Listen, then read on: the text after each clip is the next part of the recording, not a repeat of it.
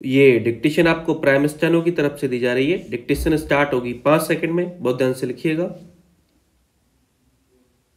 Start. धार्मिक, आध्यात्मिक, दार्शनिक, सामाजिक, सांस्कृतिक स्तर पर चमत्कृत करने वाले अनेक संदेशों के साथ महाकुंभ का समापन हो गया। यह सबसे अधिक जनसमूह वाला विराट आयोजन सिद्ध हुआ। तीर्थराज प्रयागराज में 45 दिनों के अंदर जितना विशाल जनसमूह उमड़ा उसकी कल्पना भी नहीं की गई थी। अनुमान 40 करोड़ श्रद्धालुओं के आने का था, लेकिन आए 60 करोड़ से अधिक। इससे इसकी ही पुष्टि हुई कि भारतीय जनमानस धर्म, आध्यात्म और अपनी संस्कृति एवं परंपराओं से कितना अधिक प्रेरित है। इसकी प्रेरणा के चलते कई देशों की कुल आबादी से भी अधिक लोग बिना किसी निमंत्रण प्रयागराज पहुंचे।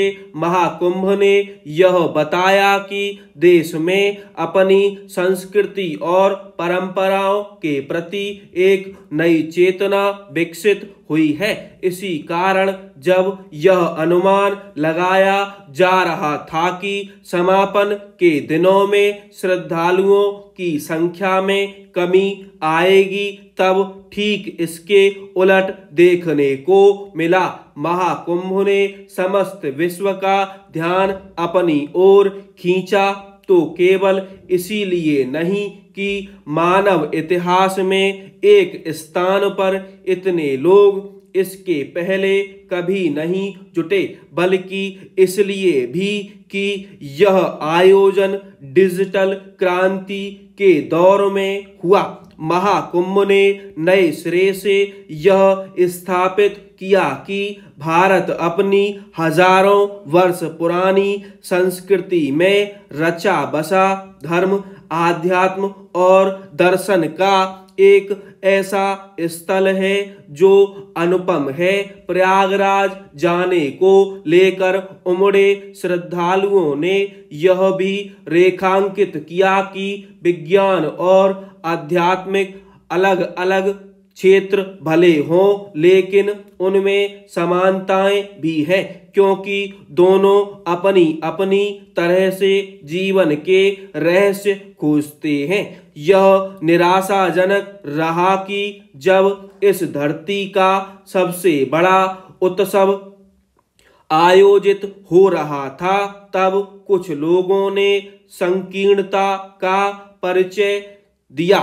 ऐसा करने वाले यह जानबूझकर भूल गए कि इतने बड़े आयोजन में कुछ समस्याएं उभरना अस्वाभाविक नहीं। निसंदेह जो समस्याएं उभरी और जिनके चलते कुछ लोगों को कष्ट उठाने पड़े, उनके लिए गुंजाइश नहीं छोड़ी जानी चाहिए थी, लेकिन उनके बहाने महाकुंभ को फालतू बताना और उसकी व्यवस्था को सिरे से खारिज करना छिद्रान्वेषी मानसिकता ही है।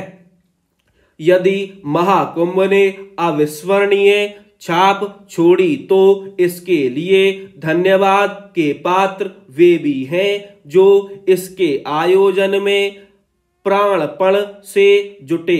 इसी के साथ प्रयागराज वासियों के आतिथ्य भाव को भी सराहा जाना चाहिए।